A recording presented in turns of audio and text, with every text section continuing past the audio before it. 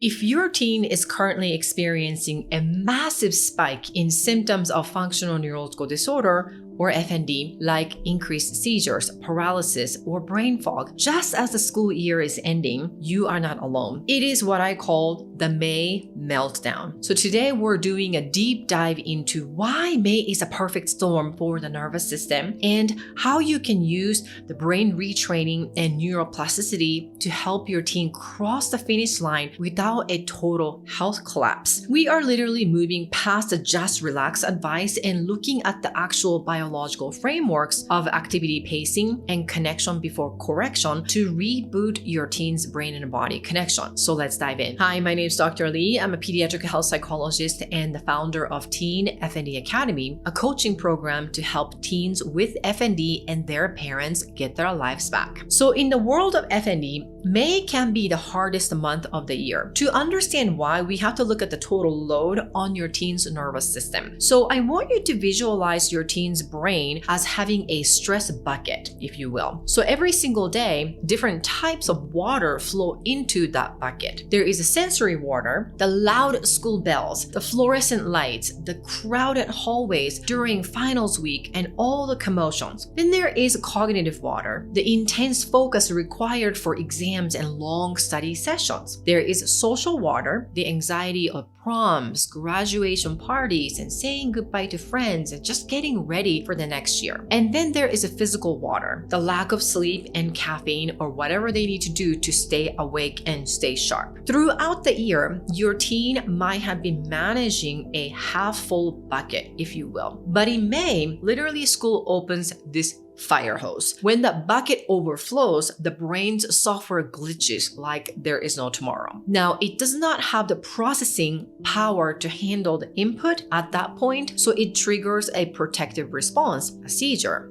a tic, or limb weakness, including brain fog. This is the brain's way of force quitting on overloaded system. So this is not just stress in their head. It is a physiological response to the overwhelmed system to process that load. The reason most families stay stuck in a May meltdown is because of the boom and bust cycle. And I see this every year with overachieving high-performing students. And I want to tell you about a teen that I worked with. Let's just say her name is Sarah, a high school junior I worked with. Sarah was brilliant, a straight A student who refused to let FND win. So in the first week of May, Sarah would have a boom day. So she would feel okay. So she would study for 6 hours straight, attend soccer practice, and catch up on texts from her friends and all of the above. She was literally pushing her nervous system to like 110%, if not 1000%. But because FND is a functional glitch, the brain does not always give you a warning light or warning sign until it's too late. So by the next morning, Sarah would bust. She would wake up with non-epileptic seizures or total leg weakness or brain fog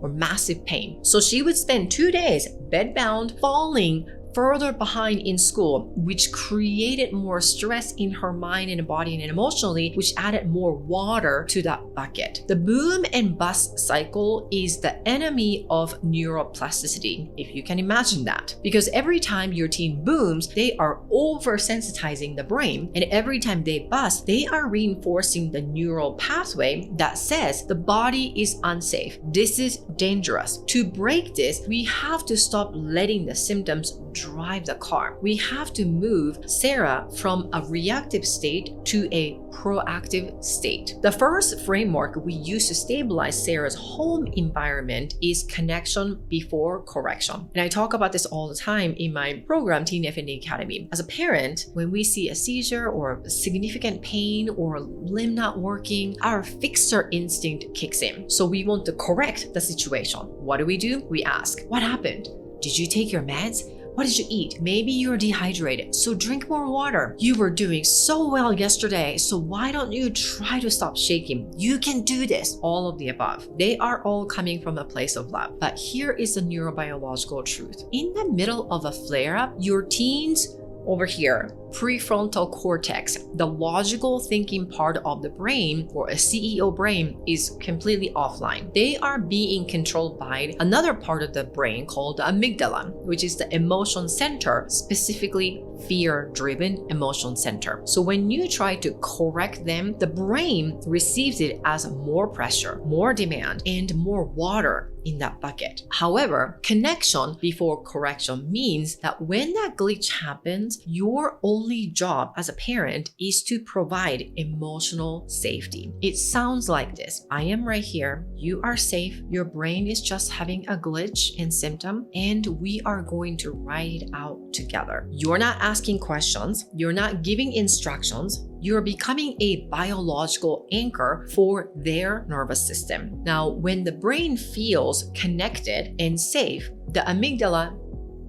dials down and the software can begin to reboot. And then the prefrontal cortex, their ability to plan and think and before they act on it, starts to kick in. Now, connection is a prerequisite for any brain retraining to work. And this is precisely why I require parents to be part of my program. If the brain feels corrected or judged, it'll stay in a state of high alert, and then the symptom is going to linger and they're gonna get stuck. The Family Guy shares a handful of practical strategies to help you get out of this survival mode, and it shows why our structured approach gets such a strong result. Grab it from the description below. It is free. The second pillar of our strategy is activity pacing. Now, this is where most families get it wrong. It is not their fault, but nobody's taught the correct way, right? So they think pacing means taking a break when you are tired. What's wrong with that? Well, in FND recovery, if you wait until you're tired,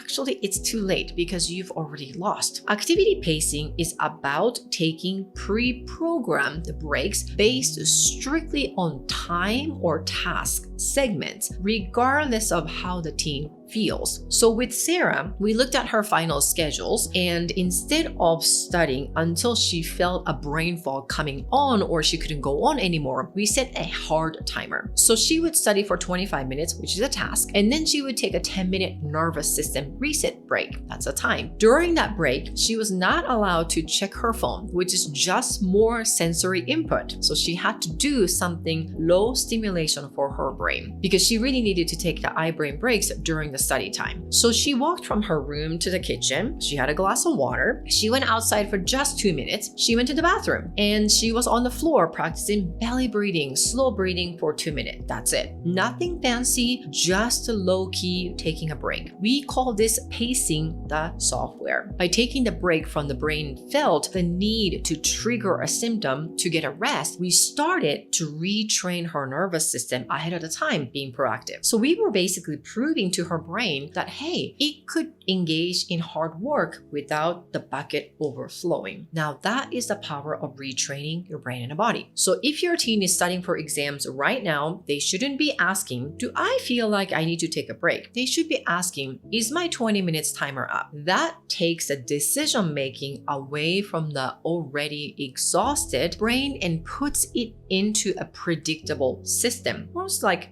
autopilot. Predictability, if you can guess it, is safety for an FND brain, which helps them to recover from FND. By the second week of May, using connection before correction to manage the flare-ups and activity pacing to prevent them, Sarah's seizures dropped from 5 a day to nearly 0. So here's the catch. She did not finish the school year with 0 symptoms. Okay, she still has some tremors during her hardest exam, but she finished a year. She did not drop out and she did not end up in the ER for the 700th time. If you want to see how my full program of Teen FND Academy works and how it's helping families resolve FND for real, then watch the video linked in the description box below. So if you're a parent watching this, I want you to hear me. Your goal for the rest of May is not perfection. okay? It is regulation. It is about lowering the water level in the bucket